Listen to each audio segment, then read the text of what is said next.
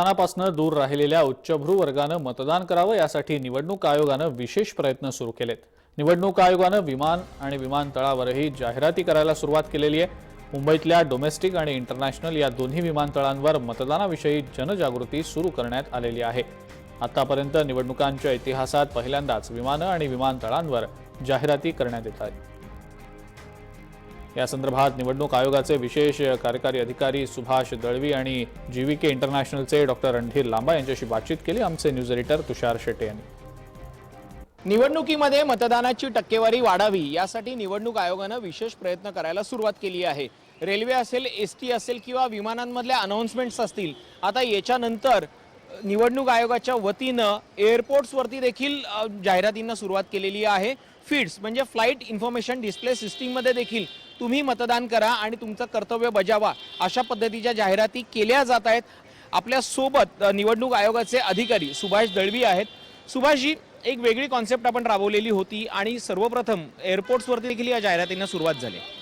बरोबर आहे आपलं म्हणणं। आपले उपनगर जिल्ह्याचे जे जिल्हाधिकारी साहेब आहेत आमच्याकडे, सचिन कुर्वे साहेब आहेत, त्यांची ही कन्सेप्ट आहे। त्यांनी असं म्हटलं की आपल्याला जर टर्नआउट जर वाढवायचं असेल, वोटर टर्नआउट, तर जे सुट्टी अशी बाहेरगावी जाणारे जे लोक आहेत आणि त्याच्यामध्ये बरेचसे हाय क्लास सोसायटी लोक आहेत, त्यांनाच आपण टार्गेट करू शकलो तर चांगला एक मेसेज पण जाईल आणि लोक ह्याच्यामध्ये पुढे उतरतील।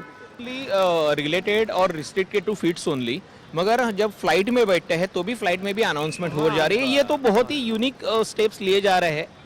आई थिंक दिस इज यूनिक, ये पहली बार ही हुआ है and I think credit goes to the collector's team के सगळे प्रयत्न केलेले आहेत। मागच्या वेळची जर टक्केवारी बघितली आणि आताची टक्केवारी, काय तुमचं टार्गेट आहे? किती टक्क्यांपर्यंत मतदानाची टक्केवारी वाढवण्याचं टार्गेट तुम्ही ठेवलेलं आहे? 100% आपण बोलला आम्ही 100% लोकांपर्यंत पोहोचणार आहोत आणि त्यात काय वाद नाही आहे। पण त्याच्यातला महत्त्वाचा जो प्रॉब्लेम तर शाळा संपलेल्या आहेत, परीक्षा झालेल्या आहेत आणि बराचसा क्राऊड हा गावी ऑलरेडी काही गेलेला आहे। तर त्या गेलेल्या क्राऊडचा जो बॅकलॉग आहे तो कव्हर करणं आणि नवीन जे टर्नआउट कमी आहे तिथे वाढवणं, असं करता करता आम्ही 65% मिनिमम डेटम लाईन आपल्याकडे आहे। पण 100% लोक जे मुंबईत जेवढे असतील त्या सगळ्यांनी याच्यात उतरायचं आहे, याच्यासाठी आम्ही प्रयत्नशील आहोत। आता निवडणूक आयोगानं सर्वतोपरी प्रयत्न केलेले आहेत। आता जबाबदारी ही आपल्या सारख्या सर्वसामान्य नागरिकांची आहे।